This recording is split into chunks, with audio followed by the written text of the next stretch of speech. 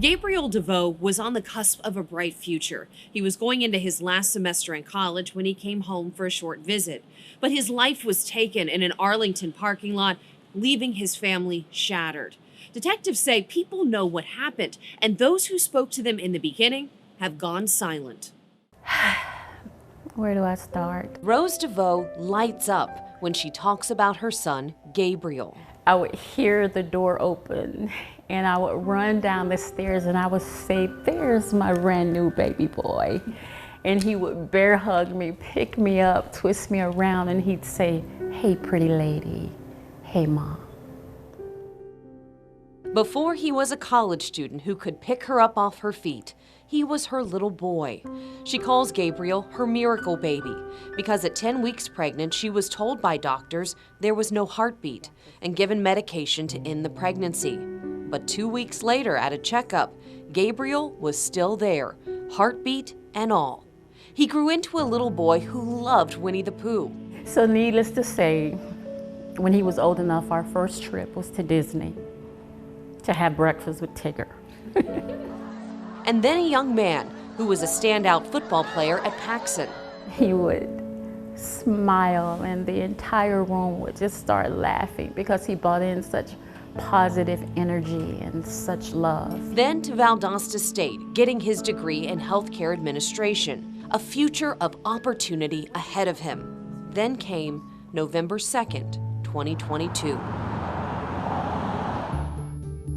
A semester out from graduation, Gabriel came home to visit his parents. Rose says he told her he was going to a park to meet someone and would be back. He gave her a kiss on the cheek and walked out the door. And the view that I saw the next time I saw my son, no mother should have to see. Was it at the morgue at the hospital? It was at the hospital. At 23 years old, Gabriel Devoe was dead.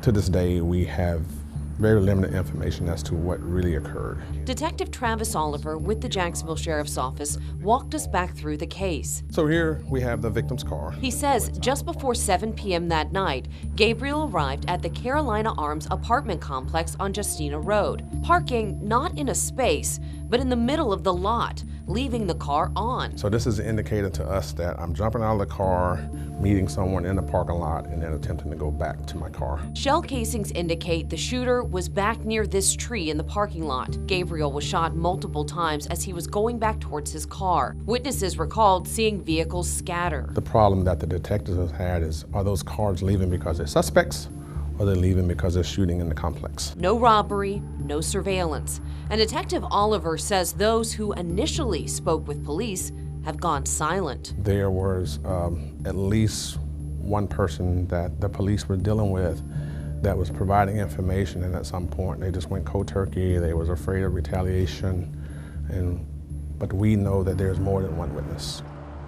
He says they have identified some persons of interest and have programs in place to help protect witnesses that come forward. And this case will come down to those witnesses. Come forward and tell us what you know so that your information could connect to one of the cars that's leaving and give us the missing piece of the puzzle that we need. Rose Devoe says in the days after Gabriel's murder, the grief felt so crushing she couldn't move. But I vowed when I got up that I wouldn't stop my fight for justice for my son. And is pleading for someone to come forward. Her message now is to other mothers who may know something. Look at your child. And when you look at your child, think about mine. My son had a right to live. So if you know something, if you're a mother, a grandmother, and you know how much you love your child, I love mine too. If you know anything about the murder of Gabriel Devoe, contact Crime Stoppers and you can remain anonymous. If you're worried about retribution, contact the Jacksonville Sheriff's Office and tell them that. And detectives can work with you on a plan to keep you safe and get the information to solve this crime. Katie Jeffries, along with photographer Cole Echeverria, First Coast News, on your side.